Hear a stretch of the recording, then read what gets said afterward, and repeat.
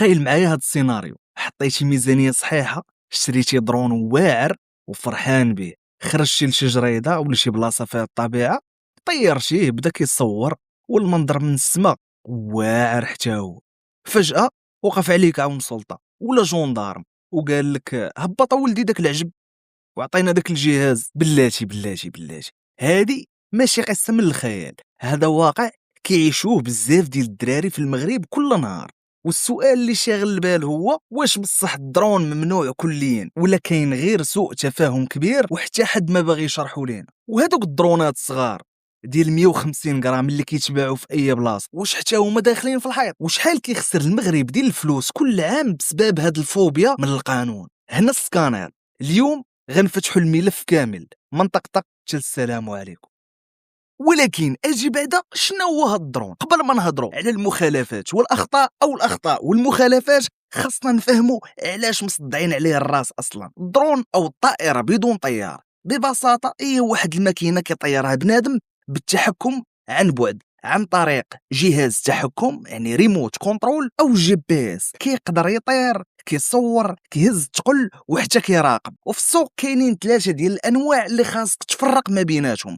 النوع الاول هو اللي كنشوفوه عند صناع المحتوى ولا في العراسات بحال دي جي اي ميني، والثمن ديالو كيبدا من 1500 درهم للفوق، وهذا بالضبط هو اللي دايره عليه هاد الروينه كامله في المغرب. وكاين النوع الثاني ديال الناس لي بروفيسيونيل، الشركات ديال الفلاحه ولا السينما كيكونوا فيه كاميرات حراريه، والثمن ديالو يقدر يوصل حتى ل 20 مليون سنتيم. وكاين النوع الثالث، هذا كيكون مخصص للمخزن او العسكر، الدور ديالو مراقبه الحدود وتتبع مزارع الكيف، وهذا باين ماشي ديال اللعب وما كيتباعش العموم. ونبداو باهم سؤال، واش بصح الدرون ممنوع؟ دابا جينا للمفيد، بزاف كيصحاب ليهم الجواب هو ولا لا، ولكن الحقيقه هي ممنوع الا كانوا عندك الوراق. وهذا الفرق الصغير هو اللي خلى بزاف ديال الناس يمشيو ليهم فلوسهم والاجهزه ديالهم في المطار ولا حتى في الزنقه.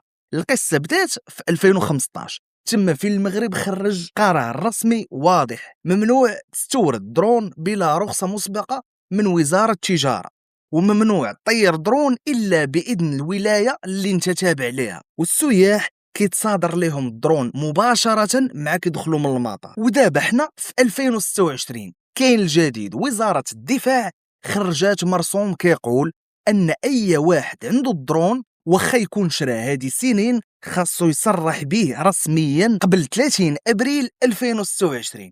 والا ما صرحتيش الجهاز كيمشي ليك وتقدر تخلص غرامه كتبدا من 1200 درهم وتقدر توصل حتى للحبس الا طيرتيه فوق شي منطقه حساسه. من اكبر المغالطات اللي كيطيحوا فيهم الناس هو شي واحد الا شرا شي درون من شي جوطيه ولا شراها من شي حانوت كيقول لك راه مسموح لي نطيرو، هذا راه غير صغيور ديال 150 غرام، راه ما غيقولوا لي والو. ولكن هاد الهضره كامله خاوي في الخاوي. القانون المغربي ما كيفرقش بين درون كبير ولا صغير، كاميرا واعره ولا عاديه طالما كيطير وكيتحكم فيه راه داخل القانون. الشرا بوحدو والتطيار حاجه اخرى، المشرا بوحدها والتطيار بوحدو تقدر تشريه قانونيا، ولكن باش تطلعوا للسما تما فين كاين المشكل. والاخطر هو التفاوت في تطبيق القانون. في شي مدن كتشوف الناس كيطيروه عادي، وفي مدن اخرى غير كيشوفوك هاز الريموت كيجيو عندك، وهذا الشيء كيعطي انطباع غلط باللي راه مسموح حتى كتجي الدقه في الراس. واش فكرتي شي نهار شنو كنضيعوا بسبب هاد التعقيدات الاداريه؟ الفلاحه، الدرون كيوفر 30% ديال الماء و20% ديال الادويه، والجاره الاسبانيه متطوره علينا في هاد الشيء وكتوفر الملايين، وحنا مازالين كنتسناو رخصه. ومن الجانب السياحي، تخيل لو كان السائح ولا صانع المحتوى صور فاس ولا مراكش ولا الجبال ولا السماء وحطهم في شي منصه، هذا راه اشهار فابور للمغرب. ولكن للاسف كيتصادر لهم الجهاز في المطار وكيرجعوا مكحلين وكنضيعوا في ترويج عالمي. وثالثا الكوارث الطبيعيه. تفكروا معايا زلزال الحوز سنه 2023، لو كان الجيش ديالنا او المتطوعين عندهم درونز كنا غادي نوصلوا للمناطق المقطوعه في دقيقه ونعرفوا فين كاينين الناس اللي محتاجين المساعده.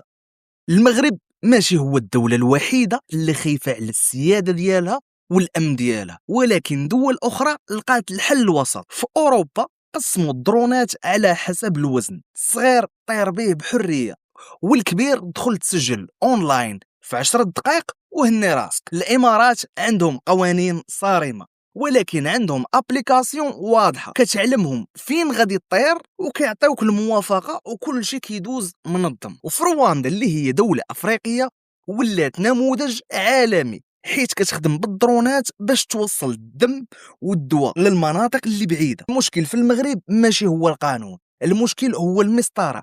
ما كايناش منصه رقميه واضحه والبيروقراطيه كتعكزك قبل ما تبدا. بخلاصة الدرون ماشي لعبة، هو تكنولوجيا تقدر تبدل الوجه ديال الفلاحة، السياحة، وتنقذ حتى الأرواح. المنع بسبب الأمن الوطني مفهوم ومحترم، ولكن واش ما جاش الوقت نديرو منصة رقمية سهلة؟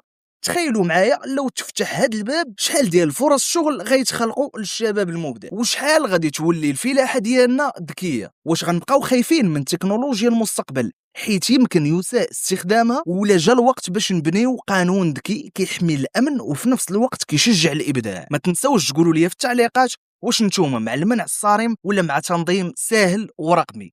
والا عندك درون ومازال ما صرحتيش به، عقل باللي عندك حتى ل 30 ابريل 2026 باش تصرح به. تحرك قبل ما يفوت الفوت. كان معكم سكانير، ما تنساوش اشتراك جيم وبارطاج باش يبقى يوصلكم الجديد. تهلاو ليا سكانير رياض.